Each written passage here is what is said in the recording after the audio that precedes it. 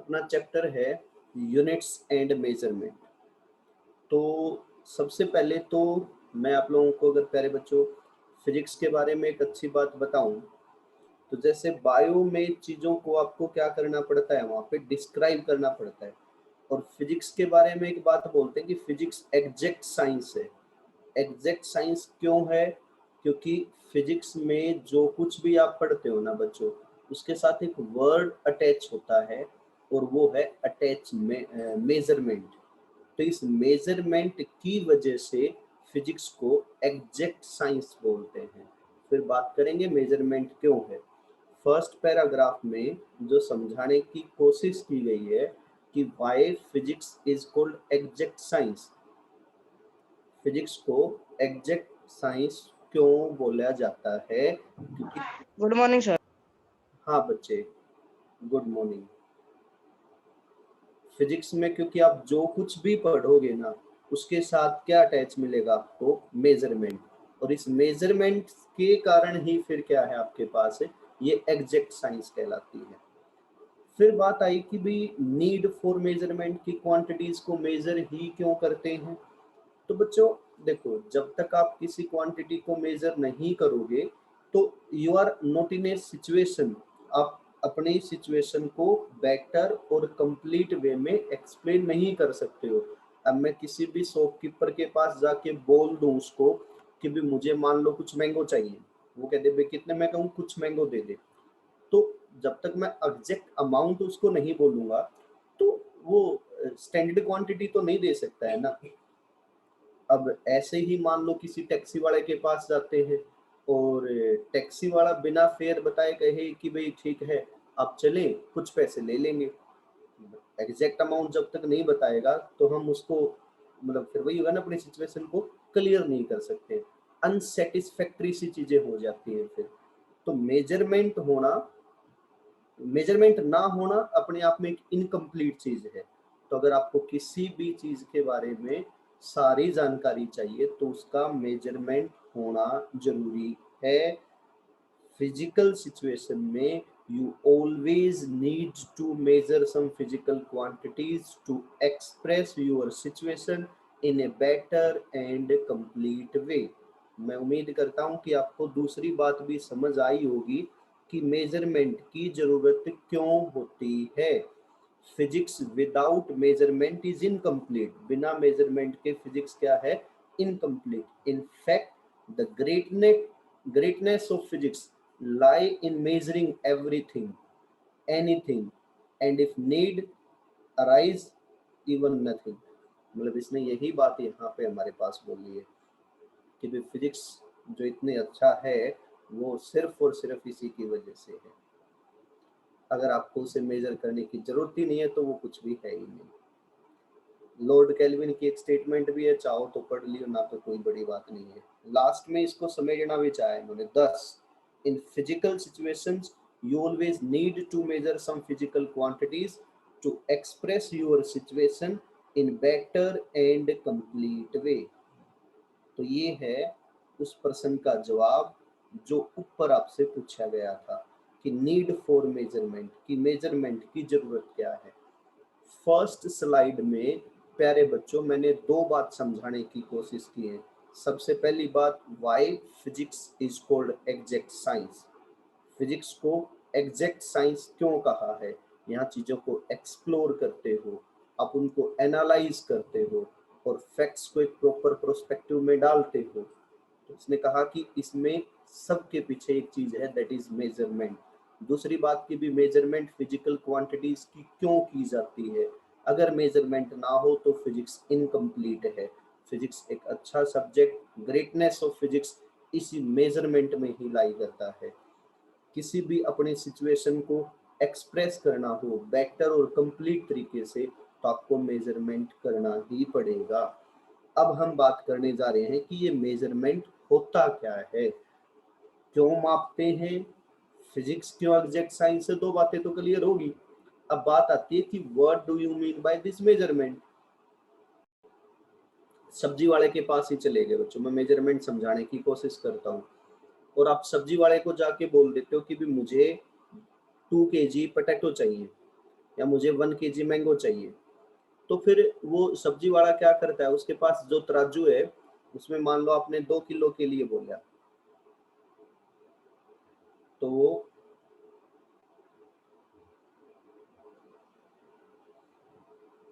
2 kg का एक बट्टा यहाँ रखेगा, आपको पोटैटो चाहिए तो वो इसमें पोटैटो डाल देगा, और इन दोनों चीजों को फिर वो कंपेयर कर देगा। जब दोनों बराबर से होने लग जाएंगे तो कहेगा ये लो जी हो गया 2 kg, आप लेके जा सकते हो। आप किसी भी मान लो एक इलेक्ट्रिशियन के पास चले जाते हो और आप जाके बोल दो कि 1 मीटर की वायर चाहिए जी, तो जैसे ही जाके आप उसको 1 मीटर की वायर के लिए प्यारे बच्चों बोलते हो, तो या तो खासकर तो अपने यहाँ क्या देखने को मिलता है, उसके बाहर जो टेबल रखी होती है उस पे उसने निशान सा लगा रखा होता है, वो अपनी वायर निकालता है, एक कॉर्नर से दूसरे तक लेके जाता है और 1 मीटर का निशान आते ही वहां से कट करके दे देता है। या फिर एक टेप रखा होता है, मेजरिंग स्केल रखा होता है, उसके पास वो उसको लेके जाता है, 1 मीटर के जितना होते ही वो वहां तक कट करके आपको प्रोवाइड करवा देता है। What is this process? This is the process of measurement. किया क्या जा रहा है मेजरमेंट के दौरान, एक गिवन क्वांटिटी, मान लो आपको 2 किलो पोटैटो चाहिए थे, तो प्यारे बच्चे उसने 2 किलो पोटैटोज को 2 किलो की एक्सटेंडेड क्वांटिटी के साथ कंपेयर किया। आपको 1 मीटर की वायर चाहिए थी, तो प्यारे बच्चों 1 मीटर वायर को मापने के लिए 1 मीटर होगी एक गिवन क्वांटिटी, क्योंकि 1 मीटर वायर चाहिए, और एक फिर पहले से रखी है स्टैंडर्ड क्वांटिटी, उन दोनों को कंपेयर करवाया। बट ध्यान रहे जो कंपैरिजन करवाने लो बहुत सिमिलर क्वांटिटी, मतलब लेंथ को लेंथ के साथ ही कंपेयर करवा सकते हो, मास को मास के साथ ही कंपेयर करवा सकते हो, टाइम को टाइम के साथ ही कंपेयर करवा सकते हो। तो दिस इज मेजरमेंट, अर्थात मैं मेजरमेंट की डेफिनेशन अगर आपको प्यारे बच्चों बताना चाहूँ, तो मेजरमेंट के दौरान आपको करना क्या होता है, मेजरमेंट के दौरान दो क्वांटिटीज को आपस में कंपेयर करना होता है। मैं अगर यहाँ डेफिनेशन वाली लाइन मिली तो ये रही, measurement of a physical quantity involves, क्या इन्वॉल्व होता है, इट्स कंपैरिजन। जिस भी फिजिकल क्वांटिटी की प्यारे बच्चों आपको मेजरमेंट करनी है वहां पे उसका कंपैरिजन होता है, किसके साथ, विद ए सेलेक्टेड स्टैंडर्ड, पहले से एक स्टैंडर्ड सेलेक्ट कर रखा होगा उसके साथ, ऑफ सेम काइंड, हर एक वर्ड का अपना महत्व है इसमें। मेजरमेंट किसकी, एक फिजिकल क्वांटिटी की। अभी थोड़ा सा बैक चल के मैं फिजिकल क्वांटिटी को भी समझाने की कोशिश करूंगा, जिसमें क्या करना है, उसका हमें कंपैरिजन करना है। किसके साथ कंपैरिजन करना है, एक पहले से ही स्टैंडर्ड, चूजन स्टैंडर्ड या सेलेक्टेड स्टैंडर्ड के साथ, जो उसी के नेचर का होगा, मतलब लेंथ को लेंथ के साथ ही कंपेयर करोगे, मास को मास के साथ ही कंपेयर करोगे, टाइम को टाइम के साथ ही कंपेयर करोगे। दिस इज मेजरमेंट, इसको बोला जाता है measurement. The chosen standard of the same kind taken as a reference in order to measure the physical quantity is called unit of that quantity। वो जो स्टैंडर्ड पहले से सेलेक्ट कर रखा था सेम काइंड का, जिसको एज ए रेफरेंस लेके चल रहे थे आप उस क्वांटिटी को मापने के लिए, उसको यूनिट ऑफ दैट क्वांटिटी बोलते हैं बच्चों। तो अगली definition I, what do mean by unit, और उससे पहले था what do mean by measurement, और उससे पहले जो मैंने आप लोगों को बताया था why physics is exact science, उसके बाद मैंने आप उससे पहले एक और बात बताई गई थी, नीड फॉर मेजरमेंट। ये चार बातें क्लास में जितने बच्चे हैं उम्मीद करता हूं कि सबको समझ आई होंगी। फिजिक्स एग्जैक्ट साइंस क्यों है, नीड फॉर मेजरमेंट क्यों है, उसके बाद बताया है मेजरमेंट क्या होता है, और उसके बाद बताया है यूनिट ऑफ द क्वांटिटी क्या होता है। अब अगली बात मेजरमेंट के बारे में ही सुने प्यारे बच्चों। Measurement of a physical quantity involves two parts, उसमें दो बातें होती हैं प्यारे बच्चों। जैसे मैंने 2 kg ही लिख दिया, तो इस 2 kg में दो बातें हैं, एक तो ये न्यूमेरिकल वैल्यू और एक इसकी यूनिट का साइज, 2 and kg। मान लो मैं 2 ग्राम लिख देता, तो न्यूमेरिकल वैल्यू तो ये भी 2 है, ये भी 2 है, बट सेम नहीं है, क्योंकि size of its unit changes. यहाँ केजी था, यहाँ ग्राम है। मैं यहाँ 2 मीटर लिख देता, क्वांटिटी ही बदल गई। न्यूमेरिकली तो ये भी 2 है, न्यूमेरिकली ये भी 2 है, बट ये ग्राम था, ये मीटर था, क्वांटिटी चेंज। तो measurement of a physical quantity में 2 पार्ट होते हैं प्यारे बच्चों। First part give how many times standard unit is contained in that physical quantity, कि भी वो जो स्टैंडर्ड यूनिट आप लेके चले हो, कि भी आप ग्राम लेके चले हो, मान लो आपने ग्राम ले लिया, तो ग्राम कितनी बार आया है, 2 बार आया है। और जो सेकंड पार्ट है वो उस क्वांटिटी का नाम बताएगा। जैसे ग्राम है तो मुझे पता चल गया कि ये मास की बात कर रहा है, किलोग्राम है मुझे पता चल गया कि ये मास की बात कर रहा है, मीटर है मुझे पता चल गया कि ये लेंथ की बात कर रहा है। मैं यहाँ पे 10 सेकंड लिख देता तो मुझे पता चल गया कि ये टाइम की बात कर रहा है। और वो स्टैंडर्ड था, वो यूनिट थी सेकंड, और वो न्यूमेरिकल वैल्यू कितनी है उसकी, 10, तो 10 सेकंड। तो in general the measure of a physical quantity can be expressed as n u. और फिर एक और बहुत इंटरेस्टिंग बात इसके बारे में लिखी प्यारे बच्चों, कि n इंटू यू कॉन्स्टेंट होता है। n इंटू यू क्या होता है, कॉन्स्टेंट। मतलब अगर आप n1u1 इक्वल्स टू n2u2 लिखो तो क्वांटिटी नहीं बदलेगी। मतलब जैसे मैं 2 मीटर लिख दूं, मैं यूनिट का साइज घटा दूंगा। n इंटू यू कॉन्स्टेंट का मतलब हो गया n और u इनवर्सली प्रोपोर्शनल है, तो 2 मीटर, इसी को लिख देता मैं 200 सेंटीमीटर। मैंने यूनिट का साइज घटाया तो न्यूमेरिकल वैल्यू बढ़ गई, बट अमाउंट वही है, वही 2 मीटर होता है, वही 200 सेंटीमीटर होता है। मैं इसी को समझ गए ना आप क्या कहना, इसी को लिख देते 2000 mm। अब मैंने यूनिट का साइज और घटा दिया, यूनिट का साइज घटा दिया तो न्यूमेरिकल वैल्यू बढ़ गई, बट ओवरऑल क्वांटिटी अब भी वही सेम ही है। तो n इंटू यू हमेशा प्यारे बच्चों कांस्टेंट होता है। तो क्लास में जितने बच्चे हैं क्या वो यहाँ तक की सारी बात समझ पाए हैं? अगर हाँ तो यस मुझे सर। देखो, अभी हम वर्ड यूज कर रहे थे बार बार फिजिकल क्वांटिटी। तो किसी भी क्वांटिटी को प्यारे बच्चों हम फिजिकल क्वांटिटी तब बोलेंगे जब उसको आप डिफाइन कर सको, आप उसको एक्सप्लेन कर सको, आप उसको मेजर कर सको, और उसका कोई ना कोई फिजिकल सिग्निफिकेंस होना चाहिए, तभी उस क्वांटिटी को बोला जा सकता है फिजिकल क्वांटिटी। देखो उससे पहले एक वर्ड लिखा गया है, the quantities in terms of which laws of physics can be expressed and whose measurement is necessary to understand any problem are called physical quantities। कोई आपसे डेफिनेशन पूछ ले कि फिजिकल क्वांटिटी है क्या, तो फिजिक्स के जो नियम थे उनको एक्सप्रेस करने के लिए हमें जिन क्वांटिटीज की जरूरत पड़ेगी और जिनकी मेजरमेंट जरूरी है किसी सिचुएशन को समझने के लिए, उनको बोला जाता है फिजिकल क्वांटिटीज। फिजिकल किसी भी क्वांटिटी को आप फिजिकल नहीं बोल सकते हो। फिजिकल बोलने के लिए जरूरी है कि उस क्वांटिटी को आप डिफाइन कर सको, या उसको आप एक्सप्लेन कर सको, उसको आप मेजर कर सको, and the most important thing कि उसका कोई ना कोई फिजिकल सिग्निफिकेंस होना चाहिए।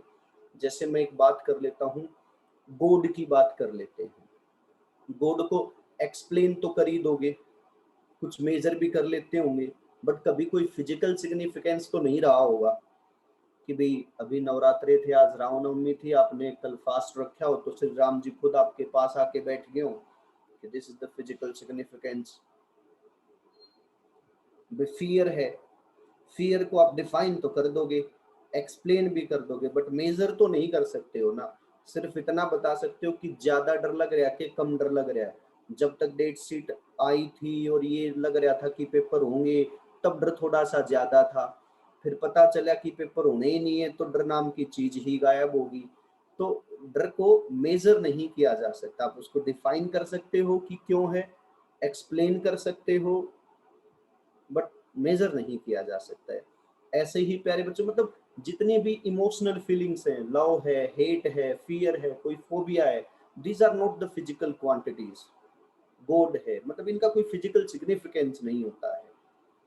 और दूसरी तरफ मैं बात करूं तो जैसे फोर्स है, फोर्स को आप डिफाइन कर सकते हो, एक्सप्लेन कर सकते हो, मेजर कर सकते हो, फिजिकल सिग्निफिकेंस भी है उसका, डिस्प्लेसमेंट है, और जितनी क्वांटिटीज लगभग सी आपको नजर आएंगी दीज आर फिजिकल क्वांटिटीज। तो मैं उम्मीद करता हूं कि इस स्लाइड में दी गई ये बात भी आपको समझ आई होगी कि what do you mean by physical quantities.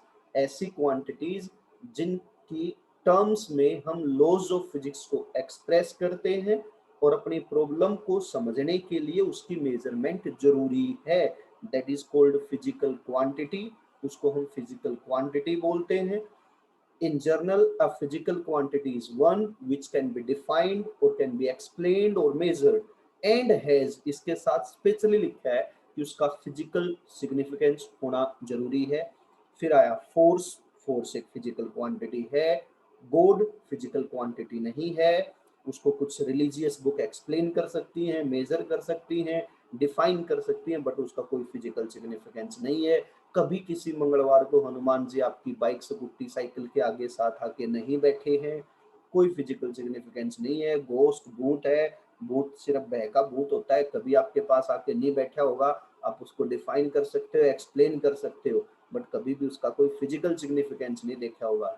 Fear है, कोई फिजिकल सिग्निफिकेंस नहीं है। नॉर्थ पोल, नॉर्थ पोल तो सुना ही होगा, north south pole, I think सबको ये बातें। तो फॉर a body to classify as physical quantity, it is important to have some physical significance attached to it, else it will not be a physical quantity, वो physical quantity नहीं होगा। God, emotional feelings such as love, hate, fear, phobia are not physical quantities। तो प्यारे बच्चों, फिर से मुझे एक बात का जवाब दो, क्या क्लास में जितने भी बच्चे एट प्रेजेंट है उनको what do you mean by physical quantity word explain हो गया है क्या? Yes sir. Yes sir. Yes, sir. Yes sir. Okay yes Yes, sir. Okay. अब एक छोटा सा वर्ड हो रहा है, ज्यादा जरूरी तो नहीं है, लेक्चर को इंटरेस्टिंग बनाने के लिए पढ़ा जा सकता है। थ्योरी एंड फैक्ट है क्या? Physics is all about understanding the facts on the basis of certain theory. एक फैक्ट आएगा, उसको एक्सप्लेन करने के लिए एक थ्योरी लेके आएंगे, समझे? कोई फैक्ट है, उस फैक्ट को एक्सप्लेन करने के लिए थ्योरी चाहिएगी आपको। फैक्ट जो है वो परमानेंट होता है बच्चों, मतलब जो एप्पल है वो ऊपर से नीचे गिरेगा, ये एक फैक्ट है और ये हमेशा सच है। बट ये नीचे गिर रहा है, ये क्यों गिर रहा है उसको एक्सप्लेन करने के लिए थ्योरी आएगी, और जिसने वो थ्योरी दी वो क्या पता सही भी हो सकती है, वो गलत भी हो सकती है। तो ये चलता ही रहता है। तो थ्योरी और फैक्ट, फैक्ट को एक्सप्लेन करने के लिए थ्योरी की जरूरत होती है, फैक्ट परमानेंट होता है, थ्योरी परमानेंट नहीं होती है। जैसे एक बात लिखी, the life span of theory can vary from few milliseconds to few years और मे मोर। मतलब एक थ्योरी की जो लाइफ स्पैन है वो क्या पता कुछ मिली सेकेंड्स की हो। एक बार आपके मन में आया कि ये थ्योरी ऐसी है जी इसलिए ऐसा हुआ है, वो ठीक, अगले ही पल पता चला ना ना ना ना इसमें तो ये गड़बड़ है, तो गई वो थ्योरी। वो कुछ साल भी चल सकती है, वो कुछ और साल तक भी चल सकती है। जैसे ने कहा Dalton's theory lasted 40 years, but more accurate Rutherford theory could last only 5 years. Dalton ने जो एटम की थ्योरी दी थी, वो आपने 9th में शुरुआत में पढ़ा होगा, डाल्टन ने तो यहाँ तक कह दिया था कि एटम से छोटा कुछ नहीं होता है, एटम ही स्मॉलेस्ट है। बाद में वो पता तो चला कि भी इलेक्ट्रॉन, प्रोटॉन, न्यूट्रॉन ये सब होते हैं। वो जो पहले वाली बात थी वो तो 40 साल तक चल गई। उसके बाद फिर जो रदरफोर्ड ने उससे थोड़ी सी एक्यूरेट बात बताने की कोशिश की, वो 5 साल ही चल पाई। रदरफोर्ड वाला भी फिर बाद में फेल हो गया प्यारे बच्चों, बोर मॉडल आया था फिर। तो ये सब चलता रहता है। Sun revolves around the earth lasted few thousand years. पहले ऐसे माना जाता था कि सूरज अर्थ के चारों तरफ घूमता है, और हजारों साल तक ऐसा ही मानते रहे थे। To fail all a theory need a new fact which cannot be satisfactorily explained on the basis of the existing theory। किसी भी थ्योरी को आपको फेल करना है तो एक नया फैक्ट ले आओ जो आपकी थ्योरी उसको एक्सप्लेन ना कर सके। As a student of science, you all need is the ability to understand all existing known facts and the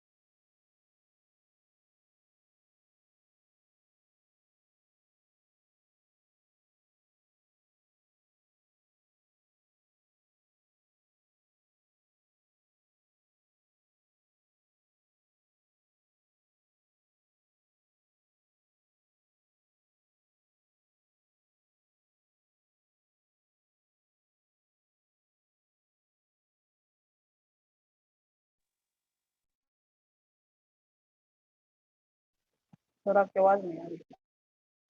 वही सर है ना।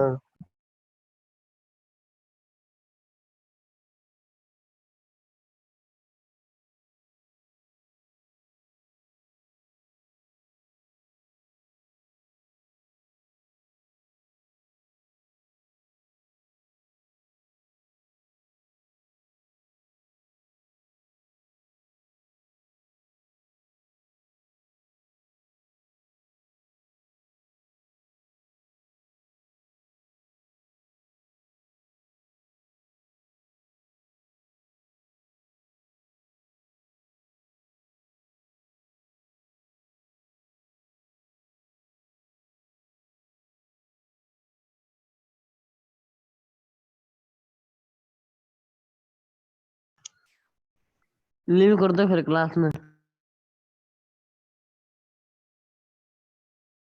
अभी को लीव कर दें, टाइम है अभी तो।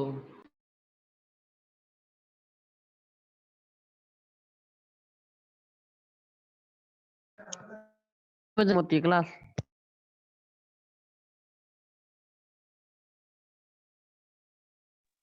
कर दो जब सर है ना क्लास लीव।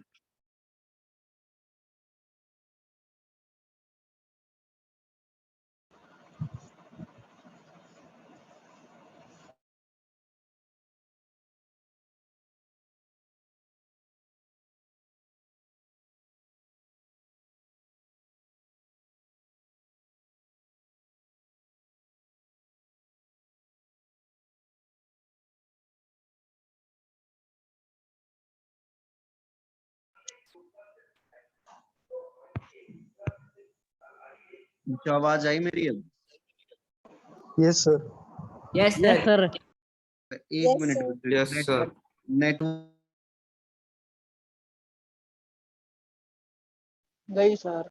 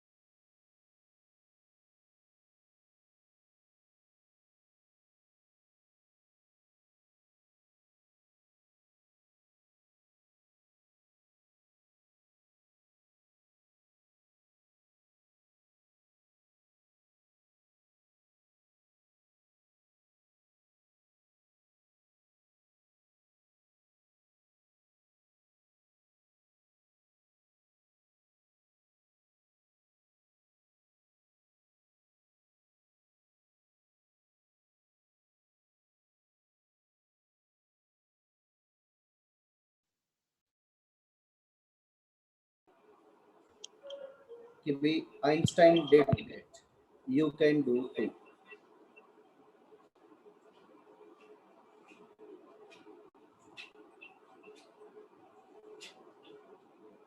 सबको यहाँ तक की बात क्लियर होगी थी क्या प्यारे बच्चों?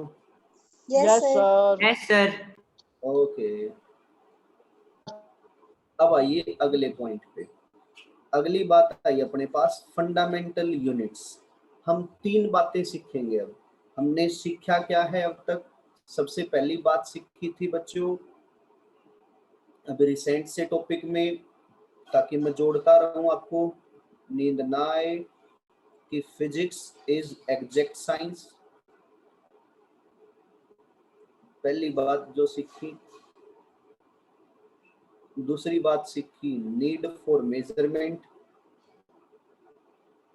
नोट्स भेज दूंगा, सबको लिखने हैं। तीसरी बात आपने सीखी what do you mean by measurement. चौथी बात आपने सीखी unit for quantity.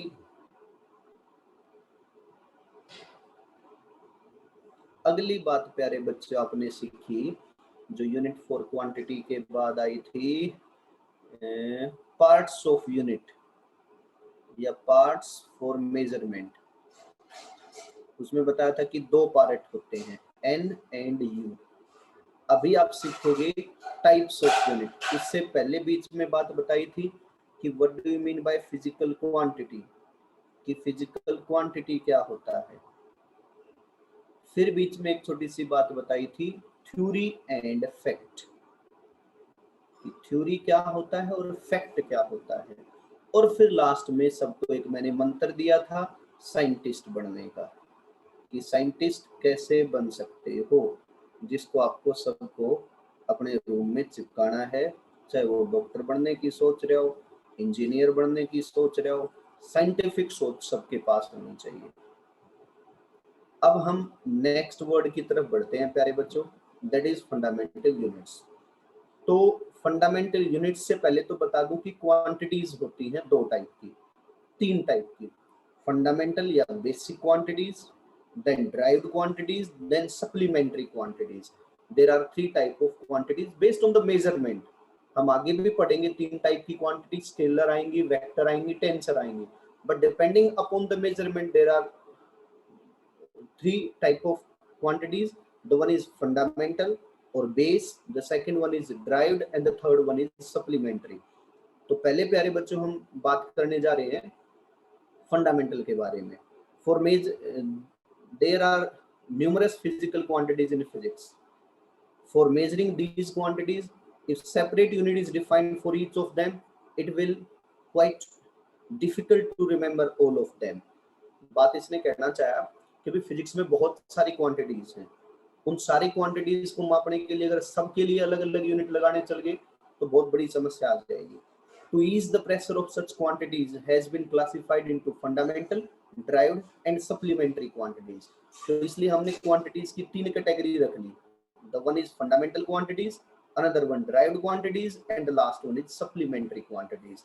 There are these three type of physical quantities. Fundamental quantities are those which are independent of each other and cannot be resolved in any other quantities.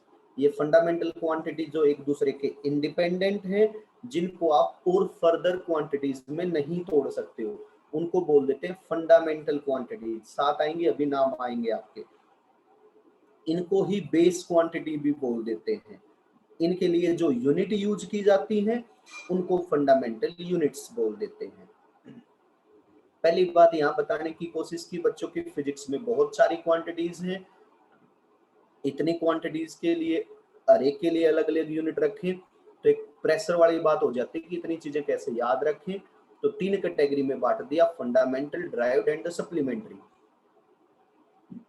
Fundamental के बारे में दो बातें, जो दूसरों के इंडिपेंडेंट हो और इनको और फर्दर ना तोड़ा जा सके, इनको बेस क्वांटिटीज भी बोल देते हैं। इनको मापने के लिए जो यूनिट लेके आते हैं उनको फंडामेंटल यूनिट्स बोलते हैं। क्या क्या है वो साथ, वो आपके सामने स्क्रीन पे ये रही बच्चों। लेंथ है, मास है, टाइम है, इलेक्ट्रिक करंट है, टेम्परेचर है, ल्यूमिनस इंटेंसिटी है और अमाउंट ऑफ सब्सटेंस है। These are the seven, first, second, third, fourth, fifth, sixth and seven. These are the seven fundamental quantities. इनकी यूनिट, लेंथ के लिए जो यूनिट लेके चलोगे वो आपके पास मीटर है, मास के लिए किलोग्राम है, टाइम के लिए सेकंड है, ये इनका सिंबल है। आगे जो डेफिनेशन लिखी है इसको याद करने की जरूरत नहीं है, इसको रट्टा नहीं मारना है। लेंथ के लिए मीटर, मास के लिए केजी, केजी का के छोटा लिखना है, ध्यान रखियो। टाइम सेकंड, एस भी छोटा लेना है। एम्पियर, यहाँ जो ए लिखा है यूनिट के तौर पे ये ए स्मॉल लिखना होता है, एम्पियर। पूरा नाम बेशक से वो साइंटिस्ट के नाम पे वो स्मॉल से ही शुरू होगा। के भी छोटा लेना है, केल्विन, यहाँ के कैपिटल लेना है। कैंडेला, सी छोटा लेना है, फिर से ल्यूमिनस इंटेंसिटी के लिए सी डी, सी छोटा लेके चलना है। Amount of substance mole, M भी छोटा लेके चलना है, MOL E, पूरा नाम सिंबल MOL है। तो ये पहला वर्ड स्मॉल ही लिखना है, मीटर, किलोग्राम, सेकंड, एम्पियर। तो ये 7 फंडामेंटल क्वांटिटी और 7 उनकी यूनिट्स हैं प्यारे बच्चों। एक मुझे छोटी सी बात और बताएं, आप साथ के साथ नोट करते हो या बाद में नोट्स भेजूं वहां से नोट होता है? सर बाद में नोट भेजो तो वहां से। ओके। में उसके बाद आती हैं प्यारे बच्चों ड्राइव्ड यूनिट्स। ड्राइव्ड यूनिट्स का मतलब जिनको फंडामेंटल क्वांटिटी से हम ड्राइव करेंगे, जैसे वेलोसिटी है, याद होगा सबको मीटर पर सेकंड, मीटर है तो लेंथ आ गया, सेकंड है तो टाइम, तो इसको फंडामेंटल से तो ड्राइव किया हमने, लेंथ भी यूज की इसके लिए और इसके लिए हमने टाइम भी यूज किया। ऐसे ही फोर्स है, जब हम बड़े होंगे फोर्स को तोड़ेंगे तो पता चलेगा किलोग्राम मीटर पर सेकंड स्क्वायर, इसमें तो मास भी होता है, इसमें तो लेंथ भी होती है और इसमें तो टाइम भी होता है। तो इसको आप फर्दर डिवाइड कर सकते हो। इसको कहाँ से निकाला गया है? फंडामेंटल से ड्राइव किया गया है। तो ऐसी क्वांटिटीज को बोलते हैं derived quantities. Velocity, force, acceleration, pressure, density, etc और जितनी बच गई, उन 7 के अलावा जो है वो फिर बच्चे ड्राइव्ड में ही काउंट हो जाती हैं आपकी। इनके लिए जो यूनिट्स यूज करते हैं उनको ड्राइव्ड यूनिट्स बोल देते हैं। तीसरा आता है सप्लीमेंट्री। सप्लीमेंट्री का मतलब वो मैथ वालों की थी, हमें जरूरत थी तो हमने उनसे गोद ले ली, अडेप्टेड बाय फिजिक्स। कहाँ से? मैथ वालों से। इसमें दो आती हैं प्यारे बच्चों, प्लेन एंगल और सॉलिड एंगल। प्लेन एंगल को रेडियन में मापते हैं, सॉलिड एंगल को स्टेरेडियन में मापते हैं, RAD और SR। अब बात आई जी ये प्लेन एंगल क्या है और ये सॉलिड एंगल क्या है। अब तक तो हम सिंपल एंगल ही पढ़ते आते थे, हमने तो ऐसे नहीं सीखा कि क्या है। तो ये दिया मैंने आज का आपको HW। अब खुद सोचेंगे, ढूंढेंगे कि प्लेन एंगल और सॉलिड एंगल में क्या फर्क है, और कल के लेक्चर में आप मुझे बताओगे इस डिफरेंस के बारे में बच्चों। सर